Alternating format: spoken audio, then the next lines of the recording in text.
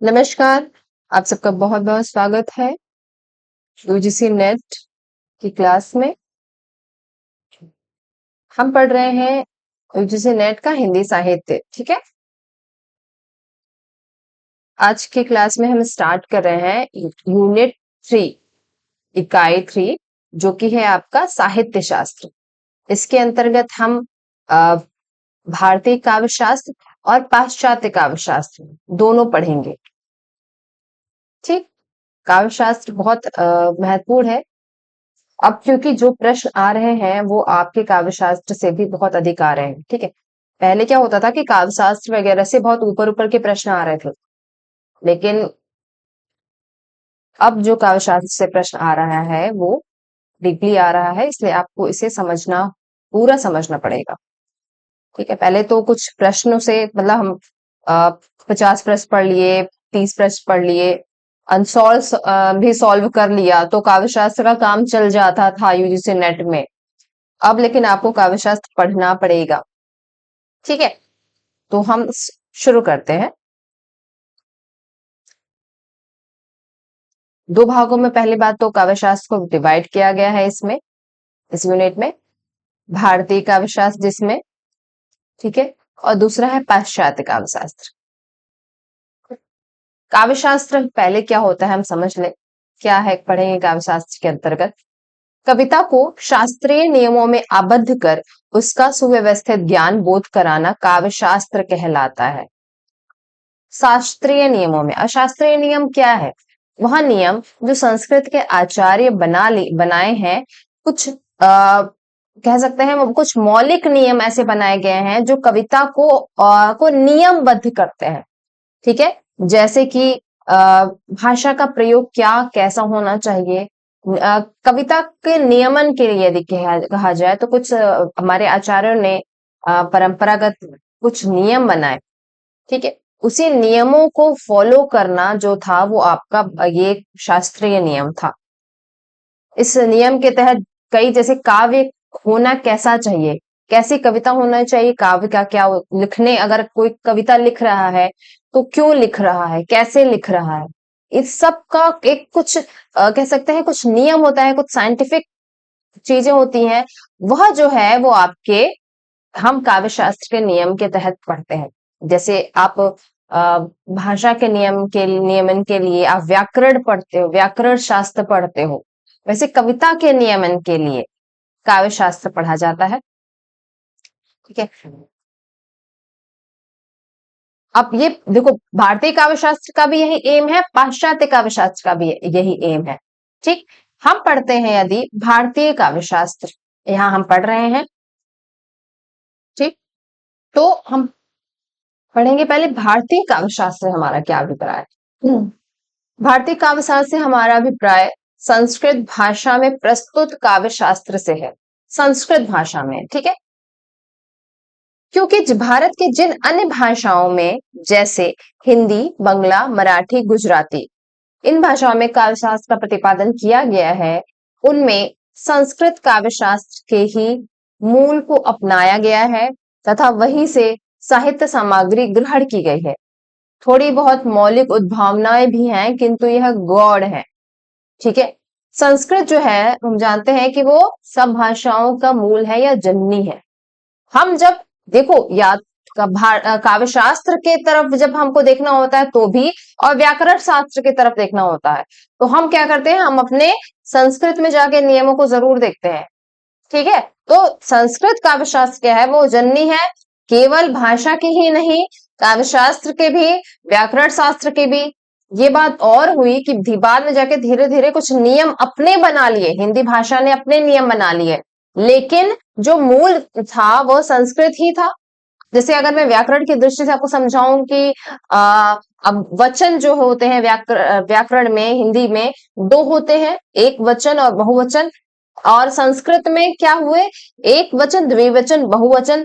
तो पहले संस्कृत से ही धीरे धीरे चली आ रही थी, फिर पाली, प्राकृत और अपभ्रंश के आते आते ये जो है वो सिमट जाती है और एक वचन और बहुवचन ही हो जाता है।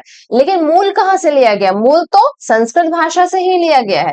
वो व्यवस्था में धीरे धीरे सुविधाजनक जब परिवर्तन हुआ तो उसको और थोड़ा बहुत परिवर्तित करके अपना कुछ डाल दिया, लेकिन कह सकते हैं वह जो परिवर्तन किया है वह बिल्कुल गौड़ है, और मूलतः जो है, मौलिक जो है, वो आप हिंदी भाषा ने के बारे में मैं स्पष्ट कह सकती हूँ, वह संस्कृत भाषा से लिया गया है। इसलिए संस्कृत भाषा, जब हम परंपरा की बात करते हैं, जब काव्य शास्त्रीय परंपरा की बात करते हैं, तो हम संस्कृत भाषा के काव्य शास्त्र को पढ़ते हैं, संस्कृत भाषा के आचार्यों को पढ़ते हैं, उनको पुस्तकों को देखते हैं। ठीक, इसके पहले हमने पढ़ा था रीतिकाल। ठीक है, आपने रीतिकाल जब पढ़ा होगा तो रीतिकाल में देखा होगा, जब हम जो आचार्य कवियों की बात कर रहे हैं ना, आचार्य कवि क्या है, जब वह अपने लक्षण ग्रंथों के जो है के लिए, लक्षणों के लिए, नियमों के लिए क्या करते हैं, इन्हीं संस्कृत काव्य शास्त्र के आचार्यों को देखते हैं ना। जब हमें अपने वर्तमान में किसी नियम की जरूरत पड़ती है जो वर्तमान में नहीं उपलब्ध है, तो हम क्या करते हैं, पीछे जाते हैं, इतिहास में जाते हैं। जब हम इतिहास में जब भी जाएंगे तो हम भाषा के रूप में, जननी के रूप में संस्कृत भाषा को पाएंगे, और वहां से ही हमारी समस्याओं का हल होता है। तो इसलिए संस्कृत के काव्य शास्त्र को हम यहाँ पर पढ़ते हैं। संस्कृत काव्य शास्त्र का प्रथम उपलब्ध ग्रंथ, देखो यहाँ बात की जा रही उपलब्ध ग्रंथ, वैसे तो बहुत सारे ग्रंथों का दावा है कि वह पहले है, लेकिन हम बात कर रहे हैं जो प्रथम उपलब्ध ग्रंथ है वो नाट्य शास्त्र है। ठीक है, जिसके प्रणेता भरत मुनि है, जिन्होंने काव्य के स्वरूप, उन्होंने काव्य और काव्य के स्वरूप, काव्य के विभिन्न अंग इत्यादि को अपनी रचना का विषय बनाया है। साथ ही कविता के लक्षण एवं उसकी उपादेयता पर भी प्रकाश डाला है। नाट्य शास्त्र में वह नाटक के लिए कहा जाता है, नाट्य शास्त्र को पंचम वेद भी कहते हैं। ठीक है, बहुत महत्वपूर्ण पुस्तक है। नाट्य शास्त्र की रचना करते हुए भरत मुनि ने पूरी तरीके से ख्याल रखा था कि जो नाट्य है या काव्य है वो केवल एक विशिष्ट जनों के लिए ना रह जाए, वह सबके लिए उसका द्वार जो है वो खुला रहे।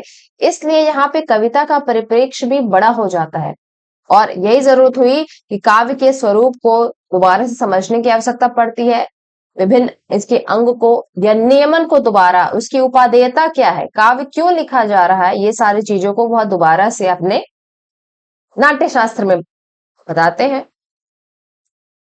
संस्कृत में साहित्य के लिए काव्य शब्द का प्रयोग हुआ है। देखो, हम जब काव्य शास्त्र की बात करते हैं दिमाग में आपके केवल कविता ही आ रही है, काव्य आ रहा है ना, लेकिन जब हम संस्कृत साहित्य के देखते हैं तो संस्कृत में उस समय साहित्य शब्द का प्रयोग नहीं होता था उतना, काव्य शब्द का प्रयोग होता था। ठीक है, अब जब हम काव्य की बात कर रहे थे तो हम गद्य और पद्य सब लेकर के चलते थे वहां पे। ये आप देख सकते हैं कि काव्य से ही निकलता है दृश्य काव्य और श्रव्य काव्य, दोनों की बात हो रही है। श्रव्य काव्य में गद्य और पद्य दोनों ही मिश्रित है, ये सब मिला के काव्य होगा। बाद में चल करके कालांतर में धीरे धीरे यह साहित्य जो है वह शब्द आ जाएगा, और काव्य है जो शब्द है वह पद्य के लिए सीमित हो जाता है। लेकिन हम जब संस्कृत में बात करते हैं काव्य की, क्योंकि बहुत सारे आप परिभाषा जब पढ़ोगे काव्य से रिलेटेड, तो वह केवल कविता की बात नहीं हो रही है, वहां पे साहित्य की बात हो रही है। ठीक है, काव्य से संबंधित विभिन्न पक्षों का अध्ययन करने वाले शास्त्र को काव्य शास्त्र कहते हैं। ठीक है, अब काव्य शास्त्र का अध्ययन करने के लिए कई सारे विद्वान आए। भरत मुनि जिन्होंने इसकी शुरुआत करी थी, ठीक है, भरत मुनि के पश्चात भी कई सारे विद्वान हैं जिन्होंने हजारों वर्षों का जो इतिहास है, जो साहित्य है, उसका नियमन किया।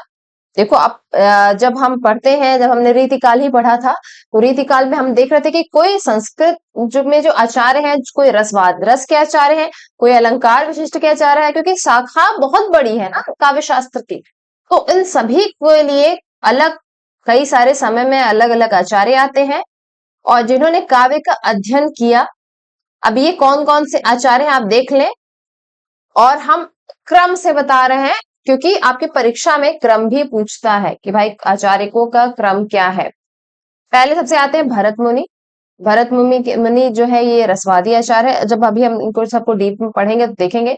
भामह, फिर आते हैं दांडी, उद्भट, वामन, रुद्रट, आनंदवर्धन, राजशेखर, अभिनव गुप्त, कुंतक, महिम भट्ट, भोजराज, क्षेमेंद्र, मम्मट, अप्पैक दीक्षित, जगन्नाथ। ये कुछ प्रमुख आचार्य हैं जिनका क्रम से नाम दिया गया है बढ़ते हुए क्रम में।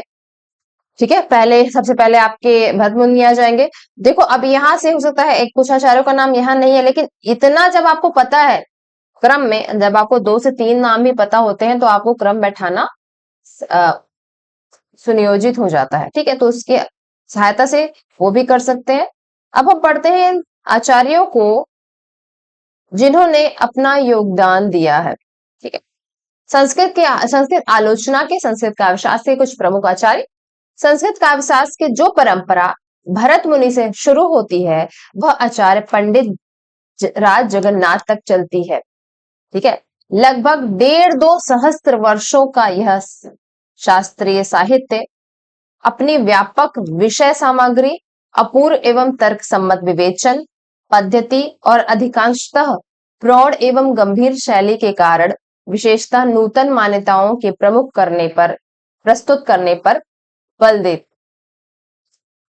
भारतीय वाङ्मय में अपना विशिष्ट स्थान रचता है। देखो ये ऐसा नहीं है कि जब हम प्रारंभ की बात कर रहे हैं तो ये बहुत रूढ़ होगी। जब आप अभी काव्यशास्त्र जब हम पढ़ेंगे तो आप देखेंगे कि ये कहीं भी रूढ़ नहीं होता है। परंपरा को तो अपनाया है लेकिन कहीं रूढ़ नहीं हो रहा है। जहां परिवर्तन की जरूरत होती है वहां तुरंत परिवर्तन भी होता है। यही कारण की जो खंडन और मंडन की जो प्रक्रिया है ना, वो आपको भारतीय काव्यशास्त्र में बहुत देखने को मिलेगी। एक आचार्य आते हैं जो अपने मतों का, अपनी मान्यताओं को देकर के जाते हैं। अगले आचार्य जो उसके बाद पीढ़ी में आएंगे वो उनको पूरा अधिकार होता है कि वो उस पुराने मत की चर्चा करे, परिचर्चा करे और उसके बाद कुछ अपना मत भी उसके बारे में दे। तो इस तरह से जो है बहुत रूढ़ नहीं है, बल्कि अपने आप को बदलने के लिए फ्लेक्सिबल रूप में कार्य करता है। आते हैं सबसे पहले जो आचार्य रहे हैं भरत मुनि। भरत मुनि की ख्याति नाट्य शास्त्र के प्रणेता के रूप में हुई है। इन्हें संस्कृत काव्यशास्त्र का प्रथम आचार्य माना जाता है। इनके जीवन और व्यक्तित्व के विषय में कई मत रहे हैं। इनके संबंध में विद्वानों का यह भी मत है कि भरत मुनि वस्तुतः का काल्पनिक ना जो नाम था वो मुनि था। ठीक है, और भरत नाम जो बाद में धीरे धीरे इनके साथ जुड़ गया, लेकिन स्पष्टता नहीं है।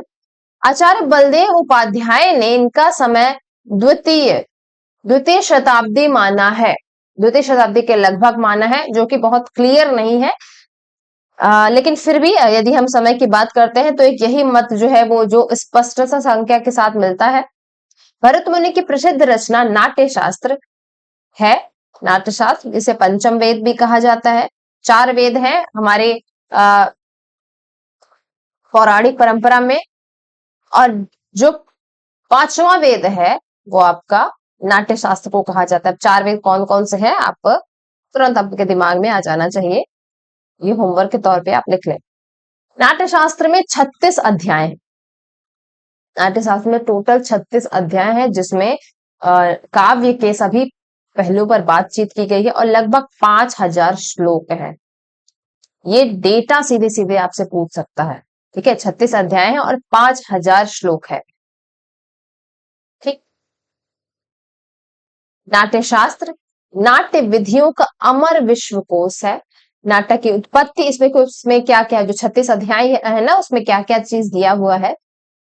इसमें नाटक की उत्पत्ति, नाट्यशाला, विभिन्न प्रकार के अभिनय, नाटकीय संधियां, वृत्तियां, संगीत शास्त्रीय सिद्धांत आदि इसके प्रमुख विषय हैं। ठीक है, इसके अतिरिक्त 6वें, 7वें और 16वें अध्याय में क्या दिया है? काव्य शास्त्रीय अंगों, रस, गुण, दोष, अलंकार, छंद, कवि निरूपण हुआ है। हम कुछ काव्य शास्त्र यदि पढ़ रहे हैं तो फिलहाल हम ये 6वें, 7वें और 17वें इन अध्यायों के परिप्रेक्ष्य में हम इसको ज्यादा देख रहे हैं। अगला आता है नायक नायिका भेद भी इसी ग्रंथ में हुआ है। मतलब अपने आप में ये ग्रंथ जो है वो बहुत समृद्ध है, इसमें आपको सभी कुछ मिल रहा है। ठीक है, भरत मुनि ने नाट्य शास्त्र में 10 गुण, काव्य के 10 गुण और 10 दोष बताए हैं, 4 अलंकार बताए हैं। कौन कौन? यमक, उपमा, रूपक, दीपक। प्रारंभ में देखो यही 4 अलंकार मिलेंगे। भरत मुनि ने कितने अलंकार बताए हैं और कौन कौन, ये विकल्प के साथ भी आपसे प्रश्न पूछ चुका है, तो यह ध्यान जरूर देंगे। इसकी मीमांसा की है। भरत मुनि ने रस की संख्या 8 मानी है, ठीक है, 8 रस मानते हैं। कालांतर में जाकर के 9 होता है, फिर आज की डेट में हम 11 जानते हैं। तो संख्या धीरे धीरे जब विद्वान आएंगे, वही खंडन और मंडन की प्रक्रिया है, नवीन मान्यताओं को भी पूरा अधिकार मिला है इसमें, तो इसलिए संख्या आज बाद में जाके देखते हैं कि ये 11 भी हो जाती है। इन्हें संस्कृत काव्यशास्त्र का प्रथम आचार्य माना जाता है, ये दूषशती के है, ठीक है। इनकी प्रसिद्ध रचना नाट्यशास्त्र है, जिसमें 36 अध्याय 5000 श्लोक है। ये हमने इसको पॉइंट वाइज में यहाँ लिख दिया है, ठीक। अब आते हैं आचार्य भामह पे। दंडी के बाद जो बड़े आचार्य आएंगे वह है आचार्य भामह। आचार्य बलदेव उपाध्याय ने भामह का समय षष्ठ शती 6वीं शताब्दी मानी है, इसके पूर्वार्ध को माना है। भामह कश्मीर के निवासी थे, कश्मीर के निवासी हैं ये। इनके पिता का नाम रक्रील गोमी, कश्मीर के बड़े विद्वान ये भी रहे हैं। सर्वप्रथम भामह ने अलंकार को सांप्रदायिक रूप में प्रतिष्ठित किया। अलंकार को हम भरत मुनि को देख रहे थे, भरत मुनि ने रस को प्रतिष्ठित किया था, ठीक है, रस संप्रदाय को। उन्होंने बोला कि काव्यता के लिए रस जो है वो जरूरी है और उसी के अनुसंधान की आवश्यकता ज्यादा पड़ती है। भामा आए और भामा जो है वो अलंकार को प्रतिष्ठित करते हैं। जब संप्रदाय के बारे में हम पढ़ेंगे तो इसको भी डिटेल में पढ़ेंगे। इनके प्रसिद्ध ग्रंथ है काव्य अलंकार, इसका नाम भामा अलंकार भी है। इस ग्रंथ में 6 परिच्छेद हैं, 6, ठीक है, और कुल 400 श्लोक हैं, ठीक है। काव्य अलंकार में 6 परिच्छेद हैं और 400 श्लोक है। भामह अलंकारवाद के समर्थक है। इन्होंने वक्रोक्ति को सब अलंकारों का मूल माना है, ठीक है। वक्रोक्ति भी आगे से हम जब पढ़ेंगे तो एक संप्रदाय आएगा। काव्य का लक्षण सर्वप्रथम इन्होंने प्रस्तुत किया। काव्य का लक्षण की बात कर रहे हैं। 10 के स्थान पर 3 काव्य गुण ये मानते हैं, किसी के दिन इन्होंने दी है। भामह के कुछ प्रमुख सिद्धांत को देखेंगे आप तो शब्द और अर्थ दोनों का काव्य होना, यह कविता के लिए दोनों को महत्वपूर्ण मानते हैं। भाई शब्दार्थों सहित तो काव्य, उन्होंने परिभाषा दी है कि शब्द और अर्थ सहित जो होता है वही काव्य होता है, ठीक। मतलब ऐसा नहीं कि केवल अर्थ होना चाहिए, बता शब्दों का भी चमत्कार होना चाहिए और उसके बाद अर्थ भी अच्छा होना चाहिए। भरत मुनि द्वारा वर्णित 10 गुणों के स्थान पर 3 गुण जो है माने, कौन कौन? माधुर्य, ओज, प्रसाद का वर्णन किया। वक्रोक्ति वक्रोक्ति को सभी अलंकारों को प्राण माना। 10 विध काव्य दोषों का, केवल 10 जो है वो काव्य दोषों का भी विवेचन किया, केवल गुण और काव्य दोष दोनों है। रीति को ना मानकर काव्य गुणों का विवेचन किया है, ठीक है। ये पॉइंट्स आप दोबारा वहां से देख सकते हैं कि 6ठी शताब्दी के थे और कश्मीर के रहने वाले थे। इन्होंने सर्वोत्तम अलंकारों को नाट्यशास्त्र के परंपरा से मुक्त किया। पहले नाट्यशास्त्र ही था ना, प्रचलित था, जाने 2री शताब्दी में आया है और कई शताब्दी तक जो है वो नाट्यशास्त्र को ही पढ़ेंगे। लेकिन फिर आते 6ठी शताब्दी में ये विद्वान और ये बोलते हैं कि भाई केवल नाट्यशास्त्र नहीं है, और भी तरीके से हम काव्य शास्त्र को देख सकते हैं। अगले आते हैं आचार्य दंडी। आचार्य दंडी का समय सप्तम शती स्वीकार किया गया है। यह दक्षिण भारत के निवासी थे। दंडी पल्लव नरेश विष्णु के सभा पंडित थे, ठीक है। किसके? पल्लव नरेश सिंह विष्णु के सभा पंडित थे। कौन? दंडी। दंडी अलंकार संप्रदाय से संबंध रखते हैं। इनके 3 ग्रंथ पाए जाते हैं, काव्यादर्श, दश कुमार चरित और अवंती सुंदरी कथा। प्रथम जो ग्रंथ है इनका काव्यादर्श, वो काव्य शास्त्र है। बाकी के जो 2 है वो तो गद्य काव्य में लिखे गए हैं। काव्य शास्त्र में 3 परिच्छेद हैं और 660 श्लोक है, ठीक है। काव्य के विभिन्न अंगों का अलंकार में ही अंतर्निहित समझना इनका मान्य जो सिद्धांत था वो था, यही था। कि इन्होंने अलंकार को ही बोला, और काव्य के सभी अंग जो है वो इसी अलंकार में अंतर्निहित हो जाते हैं। यहाँ तक कि रस, भाव आदि को भी इन्होंने रसवादी अलंकार मान लिया। ठीक है। भामा के समान भामा के समान इन्होंने भी वैदर्भी और गौड़ी, ये दो काव्य रूप माने हैं तथा इन्हें मार्ग नाम दिया। गौड़ मार्ग की अपेक्षा वैदर्भ मार्ग इन्हें अधिक प्रिय था, फिर भी गौड़ मार्ग को इन्होंने सर्वथा हेय और त्याज्य नहीं समझा। अलंकार के लक्षणों में इन पर भामा का स्पष्ट प्रभाव है, मतलब पूर्णतः ये अलंकारवादी है। और अगर कहा जाए कि रसवादी विरोधी है तो ये भी अन्योक्ति नहीं होगी। अब आते हैं उद्भट पे। उद्भट कश्मीर, ये भी कश्मीर के हैं, कश्मीर राजा जयापीठ के सभा पंडित थे। इनका समय जो है वो नवम शती है। यह अलंकारवादी सिद्धांत के भी विचार हैं। इनका जो ग्रंथ है वो काव्य अलंकार सार संग्रह, भामा विरड़ा और कुमार संभव है, जिसमें से केवल एक ग्रंथ जो है वही उपलब्ध है। इसमें इन्होंने अलंकारों का आलोचनात्मक वैज्ञानिक ढंग से विवेचन किया है। दंडी के समान ये भी रस, भाव आदि को रसवादी अलंकार मानते थे। मतलब अलंकार की प्रतिष्ठा की बात किया जाए तो भामा तो लेकर के आए, लेकिन दंडी, उद्भट जैसे आचार्यों ने अलंकार को और प्रतिष्ठित किया। इन अलंकारों को सर्वप्रथम व्यवस्थित रूप से देने का श्रेय, अलंकारों को व्यवस्थित रूप से देने का श्रेय किसका आता है? उद्भट का आता है। ठीक है। अनुप्रास अलंकार के अंतर्गत उपनागरिका आदि वृत्तियों के निरूपण करने की जो शैली आगे चलकर मम्मट ने चलाई थी, उसका मूलाधार भी यही ग्रंथ है। हमने मम्मट को भी पढ़ेंगे हम। उद्भट के विशिष्ट सिद्धांत क्या क्या है? अर्थ भेद से शब्द भेद की कल्पना की गई है। श्लेष को सभी अलंकारों में श्रेष्ठ मानते हैं। श्लेष के दो प्रकार, शब्द श्लेष और अर्थ श्लेष की कल्पना तथा दोनों को अर्थालंकारों में ही परिगणित किया है। अभी इसको अर्थालंकारों में करते हैं। समानतः श्लेष जो है वो हम शब्दालंकार में पढ़ते हैं। ठीक है। लेकिन इन्होंने क्या किया है? इसको अर्थालंकारों में परिगणित किया है। ठीक है। इसको श्लेष को। अर्थ के दो भेदों की कल्पना, विचरित सुस्त तथा अविचारित रमणीय, ये दो भेद माने हैं। अर्थ के दो भेद। ठीक है। एक विचारित हो, सुस्त तथा अविचारित और रमणीय।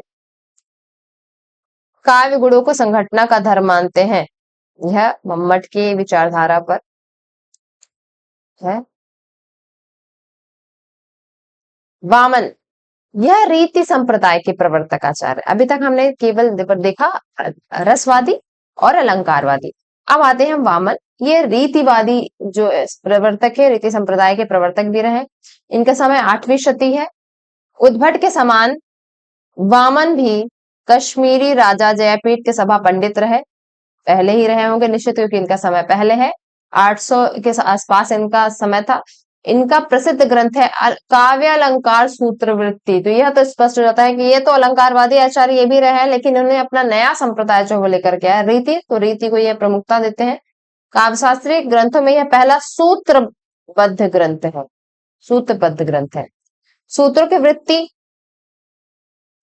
भी स्वयं वामन ने ही लिखी है। इस ग्रंथ में 5 अधिकरण है। प्रत्येक अधिकरणों में कुछ अध्याय है और हर अध्याय में कुछ सूत्र। कितने हैं?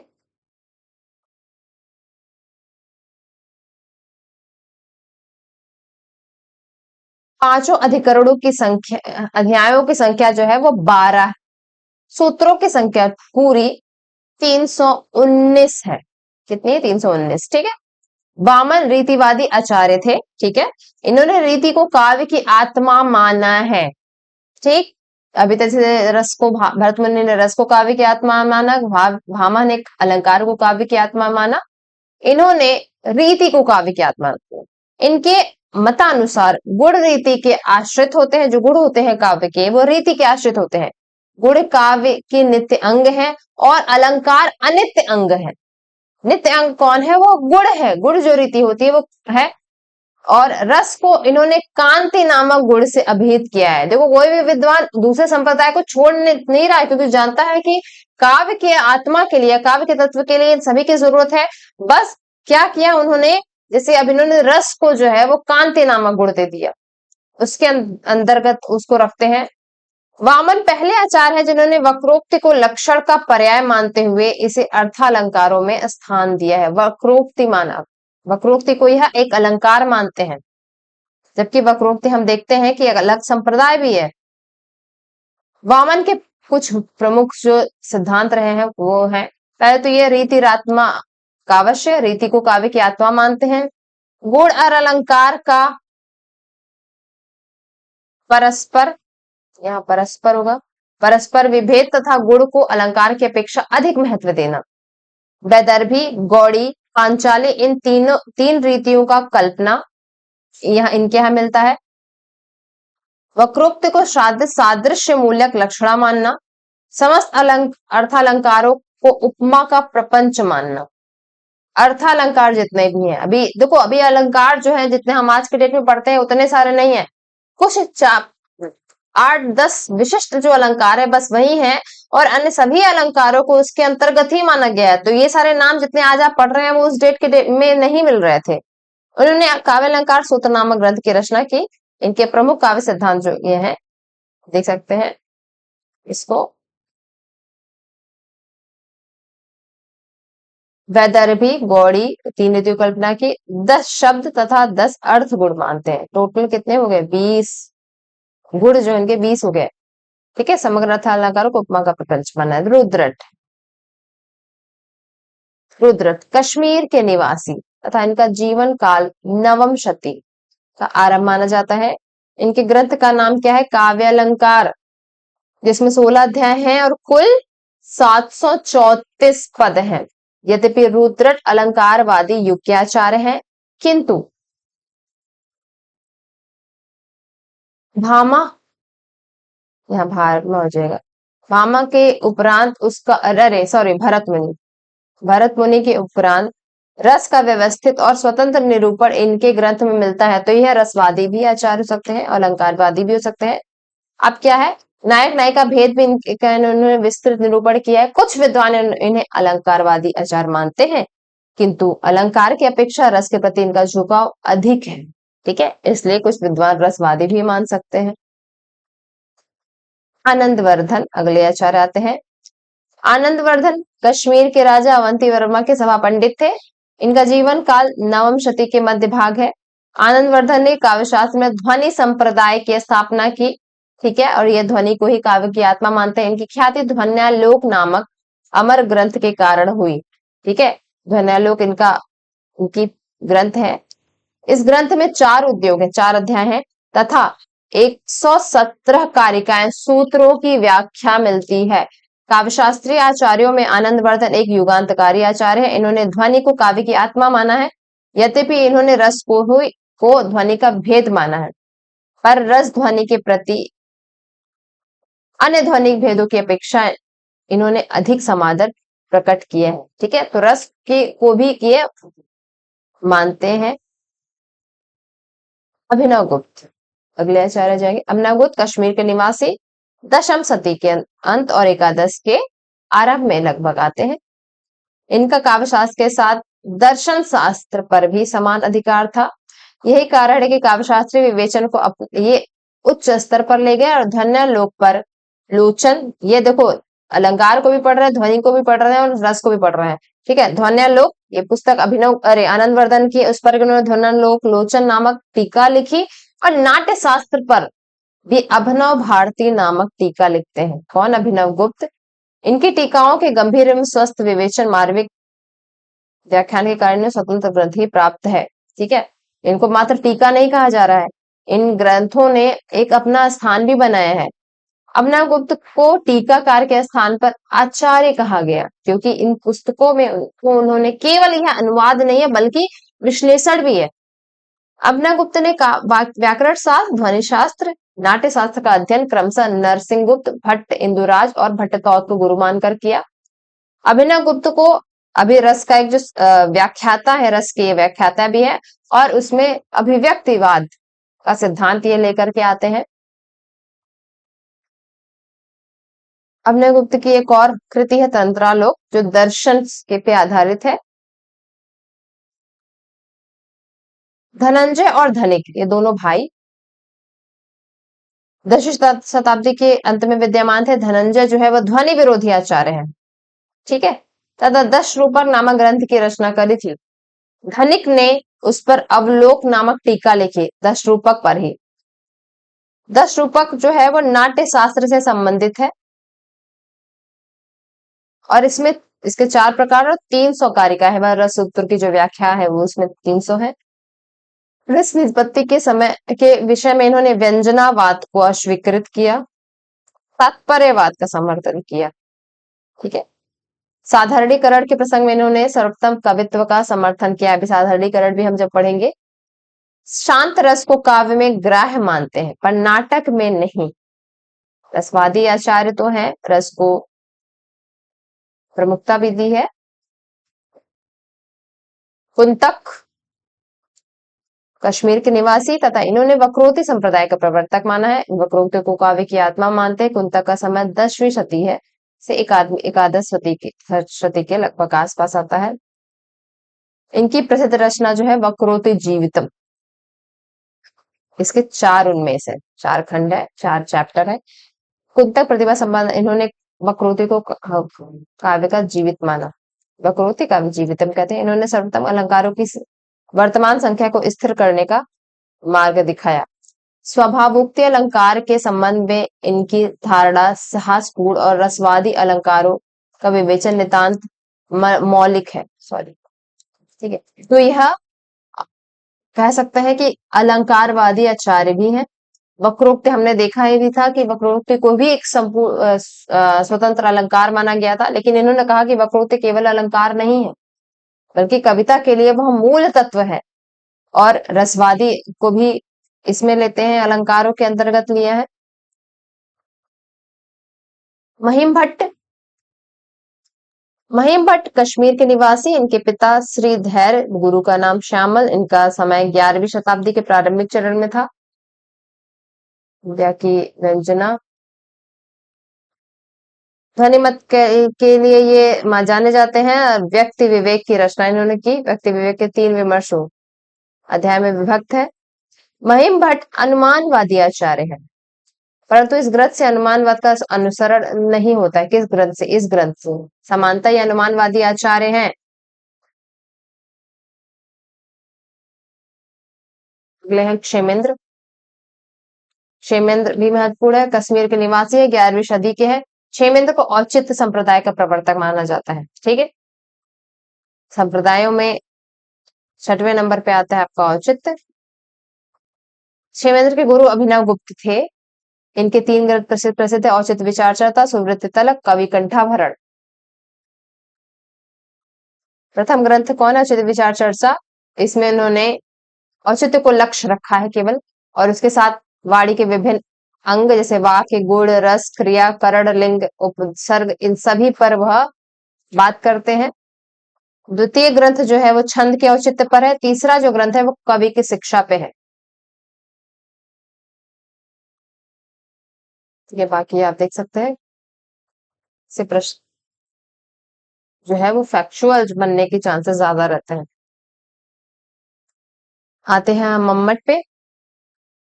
मम्मट कश्मीर के निवासी। देखो ज्यादातर विद्वान आप इसमें देख रहे हैं वो कश्मीर से ही आ रहे हैं। मम्मट जो है वो कश्मीर के निवासी माने जाते हैं। इनका जीवन काल जो है वो 11वीं शती का उत्तरार्ध है। इनकी ख्याति काव्य प्रकाश के कारण हुई, जिसमें 10 उल्लास है, ठीक है। काव्य शास्त्र के आचार्य मम्मट का योगदान अत्यंत महत्वपूर्ण है काव्य शास्त्र में।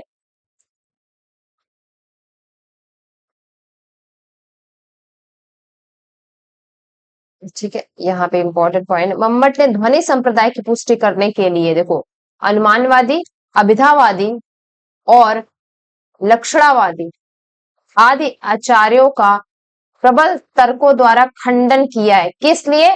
ध्वनि संप्रदाय कर, ठीक है। इनको इसलिए ध्वनि का प्रतिस्थापक आचार्य भी कहते हैं। किसको? आपके मम्मट को। ध्वनि का प्रतिस्थापक आचार्य मम्मट। ध्वनि के प्रवर्तक आनंदवर्धन। अभिनव गुप्त की अभिनव भारती तथा अन्य स्रोतों से भरत सूत्र के 4 व्याख्याताओं जो हैं भट्टलोलट आदि के व्याख्यानों को इन्होंने अत्यंत संक्षिप्त किंतु सारगर्भित, इसलिए देखो अभी देखो रस सूत्र पे, भरत मुनि के जो रस सूत्र है उस पर भी यह इन्होंने कार्य किया है, तो अलंकार पे भी, ध्वनि पर भी और रस पर भी इन्होंने कार्य किया है। ये बहुत इंपॉर्टेंट नहीं है, लेकिन इसको डिटेल में से करने के लिए आप पढ़ ले जरूर। इनकी रचना काव्य प्रकाश की अन्य विशेषता यह है, 3 गुणों को इसमें स्वीकृत किया है, कविता के 3 गुणों को मानते हैं। उनमें वामन समस्त 20 गुणों का समाहार है। वामन के जो 20 गुण हैं, अर्थगत और शब्दगत, उसका समाहार इन्होंने 3 गुणों में ही कर दिया है। दोष का निरूपण का विस्तार इस ग्रंथ की अन्य उल्लेखनीय विशेषता है। काव्य के दोष को भी इन्होंने काव्य प्रकाश में दिखाया है।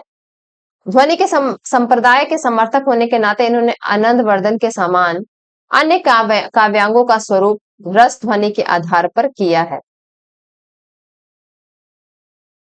अगले आ जाते हैं रोयक। रोयक कश्मीर निवासी, इनका समय 12वीं शती मध्यकाल। इनका प्रसिद्ध ग्रंथ है अलंकार सर्वस्व। इन्होंने व्यक्ति विवेक पर टीका लिखी है, ठीक है, पर इसमें महिम भट्ट के अनुमान को अमान्य ठहराया है। एक स्थान पर उसका उपवास भी किया है।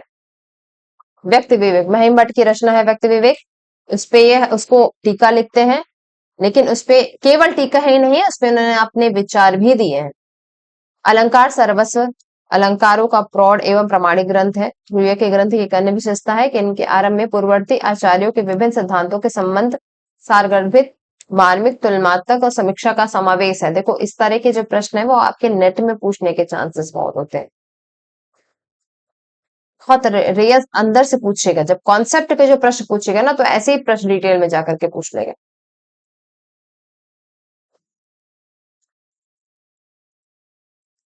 पाते हैं विश्वनाथ। विश्वनाथ कदाचित उड़ीसा के निवासी थे। देखो अभी तक सब कश्मीर मैक्सिमम चल रहे थे, एक नाम मिला एटलीस्ट उड़ीसा का। इनका समय 14वीं शती का पूर्वार्ध है, ठीक है। आचार्य विश्वनाथ ने 10 परिच्छेदों अध्याय में साहित्य दर्पण लिखा है। विश्वनाथ ने मम्मट, आनंदवर्धन, कुंतक, भोजरस आदि के काव्य लक्षणों का खंडन प्रस्तुत करने के उपरांत रस को काव्य की आत्मा घोषित किया है। किसको? रस को। तो रसवादी आचार्य है, रसवादी समर्थक है रस के। काव्य का लक्षण निर्धारित करते हुए इन्होंने सबसे घोर खंडन मम्मट के काव्य लक्षण का किया। मम्मट के काव्य लक्षण जो है पहली बार जो दिया था उन्होंने, उसका इन्होंने विरोध किया। लेकिन फिर भी देखो अपने ग्रंथ की अधिकांश सामग्री के लिए यह मम्मट के ही ऋणी है। उनका अध्ययन किया, कुछ चीजें उनको जो समझ में नहीं आई उसका वो घोर विरोध भी करते हैं, लेकिन फिर भी वह मम्मट का पूरा अनुसरण भी करते हैं।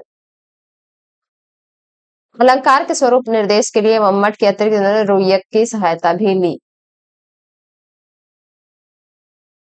अगले हैं जगन्नाथ।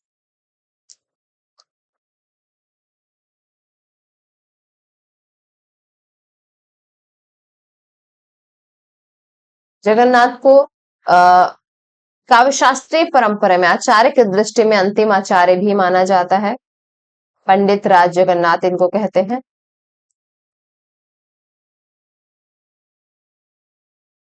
जगन्नाथ का यौवन काल दिल्ली के प्रसिद्ध शासक शाहजहां के पिता सात दरबार में बीता। अब देखो इनका समय जो आप देख रहे हो ना, वो लगभग अगर आप हिंदी काव्य शास्त्र के, हिंदी साहित्य के तरफ देखोगे तो समय जो इनका वो रीति काल के आसपास आ जाता है। इसलिए जगन्नाथ जो है वो रीति काल के भी आचार्य कहे जाते हैं, रीति काल के भी रचनाकार कहे जाते हैं, ठीक है। किसके ये है दरबार में है? शाहजहां के दरबार में रहे ये। शाहजहां ने ही इन्हें पंडित राज की उपाधि दी, इसलिए इन्हें पंडित राज जगन्नाथ कहा जाने लगा। अतः इनका समय 17वीं शती का मध्य भाग है। शाहजहां का जो लगभग समय है इनका। इनका जो प्रसिद्ध ग्रंथ है रस गंगाधर, और जो अपूर्ण है, देखो अपूर्ण इस तरह की रचना भी पूछ सकता है, कौन सी भली रचना अपूर्ण है। जगन्नाथ का काव्य लक्षण अधिकांशतः परिपूर्ण सुबोध है। इन्होंने काव्य के चार भेद माने हैं। कौन कौन? उत्तमोत्तम, काव्य के ये चार भेद मानते हैं। पहला है जो उत्तमोत्तम है, दूसरा है उत्तम, फिर मध्यम, फिर अधम। ठीक, ये चार भेद इन्होंने माना, पहला, दूसरा, तीसरा और चौथा। ये ध्वनिवादी आचार्य थे, फिर भी रस के प्रति इन्होंने अधिक आदर जो है प्रकट किया है। भरत सूत्र पर उपलब्ध 11 व्याख्याओं का विशुद्ध संकलन इसी ग्रंथ में किया गया है। इन्होंने सर्वप्रथम गुण को रस के अतिरिक्त शब्द, अर्थ और रचना का भी धर्म समान रूप से स्वीकार किया है। गुण को वैसे तो मुख्यतः मानते हैं, लेकिन इसके अलावा इन्होंने शब्द, अर्थ और रचना का धर्म की इसकी भी जो है वो उपलब्धि मानी है।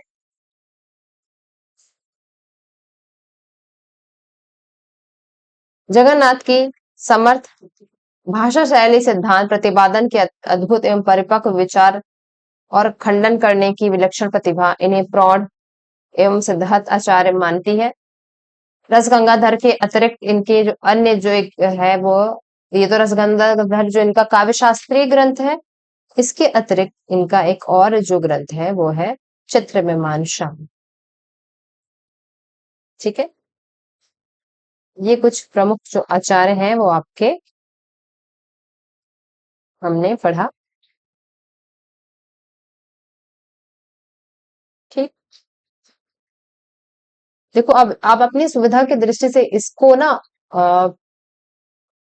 ग्राफ रूप में भी बना सकते हो, सिंपल, कि पॉइंट पॉइंट करके ग्राफ भी दे दिया, और पूरे जो कवियों का जो है, जो ये आचार्य, इन सब का पूरा वरीयता क्रम के हिसाब से भी डिटेल में दे सकते हो। हालांकि नोट्स के इस यूनिट के अंत में मैं कोशिश करूंगी कि आपको बना बनाया ये भी दे दूं, आपको इसके लिए अधिक परिश्रम ना करना पड़े, लेकिन परिश्रम आपको करना पड़ेगा अपने पढ़ाई के लिए, मेहनत के लिए और साथ साथ प्रैक्टिस के लिए। ठीक है, प्रैक्टिस के लिए हम अपने यूट्यूब चैनल पर भी लगातार प्रैक्टिस करवा ही रहे हैं, और वहां पे तो आपको फ्री में मिल जाए ही जाएगा, और यहाँ पर भी हम आपको लास्ट में कुछ प्रश्नों का सीरीज और अनसॉल्व प्रश्न लास्ट में आपको प्रोवाइड करवाएंगे ही। तो बस तैयारी करते रहिए लगातार, और तैयारी के साथ साथ आप सभी प्रैक्टिस करते रहिए। Practice is the most important thing. ठीक है, कुछ भी इधर उधर हो जाएगा चलेगा, लेकिन प्रैक्टिस होनी चाहिए। ठीक है? अब तक हमने यहाँ पर काव्यशास्त्र क्यों आया वो पढ़ा, और कौन लोग लेकर के आए, मतलब इसकी स्थापना किन किन आचार्यों ने, किन विशिष्ट आचार्यों ने की, वो पढ़ी। अब हम अगले क्लास में काव्य लक्षण को पढ़ेंगे। ठीक है, तो आज की क्लास में हम इतना ही करते हैं, मिलते हैं फिर आपसे अगले क्लास में।